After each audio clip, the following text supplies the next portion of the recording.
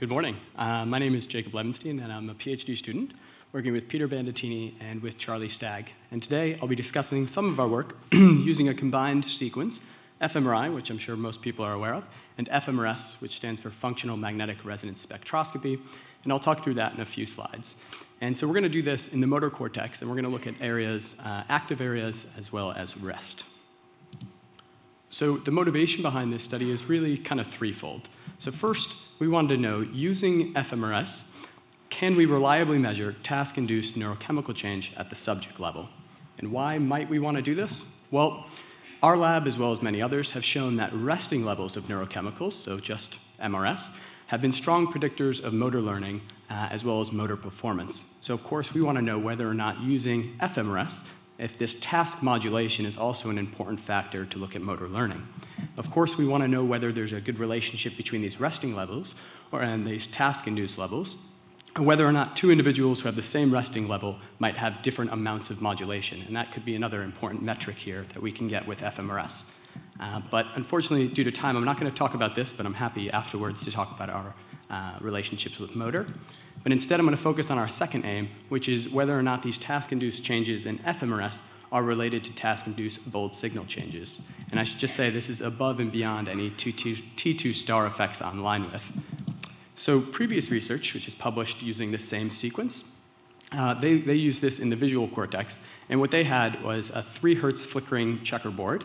And what they find is that on the group level, here in blue, you can see the extracted time course from within V1. And as expected, during the flashing checkerboard, they do see this this bold change. Now in red, this is their glutamate signal across time. And glutamate is important for energy processing in the brain. It's also a major excitatory neurotransmitter. And here we're seeing a really nice time lock with the bold. What I want to focus on in terms of aim number 1 is this large between subject variance that we see on that red plot there. So moving on. So the fMRS that we're using, I'll focus on this part of the sequence first. So we're using a semi-laser sequence, and this means that we're going to slice select in the 3 planes to get our area of interest. So here in purple, this is the M1. And for those who might be able to see, there's quite a lot of bias in this image. And the reason for that is because we're using a dielectric pad. And there are many benefits to this. So we're going to increase our SNR with this dielectric pad. This is going to mean that we're going to decrease our transmit voltage. And that means we're going to be able to collect our spectra much more quickly without reaching SAR limits. But there are obviously downsides in terms of correcting for these things in this image, as well as in the EPI, which I'll talk about momentarily. So now that we've slice selected for this area, we can excite. And then we get our free induction decay. And the reason this isn't a perfect free induction decay is because within that MRS voxel, of course, we've got many different metabolites, and the chemical structures of those metabolites are going to mean that they experience a slightly different magnetic field. And this is a good thing, because it means they're going to process at slightly different rates. So I've already mentioned our interest in glutamate. We're also interested in GABA as a major inhibitory neuron, but that's more kind of focused on our relationships with motor learning. So now that we have this free induction decay, we can perform a Fourier transform. We could look at this in frequency space. It's here that we do our pre-processing on the spectra, but then in order to get quantifications, what we do is we have a basis set for those metabolites. So essentially, we're fitting in a linear combination analysis these different metabolites, and we get 2 metrics out of interest. So we're going to get the quantification, and we're going to get a measure of fit. And so far, what I've described, this is essentially what would happen in MRS. But for us, that functional piece means that we have the signal and noise to collect these across time and fit many models. And from those quantifications, we can then kind of put them together into our time course and investigate different periods of rest and task. So now to focus on the EPI portion of this sequence. Here we're collecting a limited field of view. So we're getting 16 axial acquired slices covering our MRS voxel as well as other areas. So to investigate this relationship, of course, we want more than just the bold from within that voxel, but across the brain as well. I should also note that in our early pilots, we were noticing quite a lot of dropout. So this is one of the downsides of using a dielectric pad and in a combined fMRI-fMRS sequence.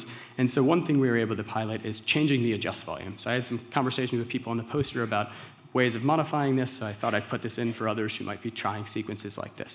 This seemed to work well for us. So in terms of the actual sequence, we're able to collect both of these in a collective TR of 4 seconds. Now going into how we're probing the motor system. So as I just mentioned, we collect our spectra, we collect our EPI, we do this across time, And using the same sort of task timings, we have participants in a block design. They rest for 64 seconds, so eyes open, soft gaze on a fixation cross, and then they perform a bimanual 4 Hz squeezing task. This repeats for 7 task blocks interleaved with 8 rest blocks. Participants performed 2 runs, and we had 12 subjects in this study. So here I'm showing you the fMRI results of the group level. And in red-yellow, we see the task activation as we would expect. So we're getting pre- and post-central gyrus in both hemispheres, given the squeezings and the areas that you would expect in terms of the motor network. Now, this blue-green, this is each subject's MRS voxel in standard space. And what we could do is we could derive a lot of metrics using that, but I'm just going to focus on the time course that we're going to pull out. So here we can see that the participants are, of course, doing this task. This is the group level time course from within that MRS voxel. And now going on to that glutamate time course. So here we can see this is the group level glutamate time course, and already this is not the same as what we saw with the bold. So I'm going to want to focus on this in kind of 2 parts. If we look at the beginning part, we can see that potentially on average most subjects are increasing during that first block, but this is persisting past that second rest block and into the task block. But if we focus now on the second half, we could see that the system becomes almost more responsive. And I want to be careful with that word responsive, because essentially we are limited to our ability to measure these neurochemicals in that 2 centimeter cube. But it seems like we're fitting this much more closely. And in particular, it seems like in these last blocks, we're moving in a negative shift. So going on to a single subject, we can see this figure on the left here. We can see this kind of build up what we saw at the group level early on, but towards the end of the task, it does seem to kind of become more responsive or regularized. And then when they come into their run 2, we don't see that initial build up, and we can see that it happens over time.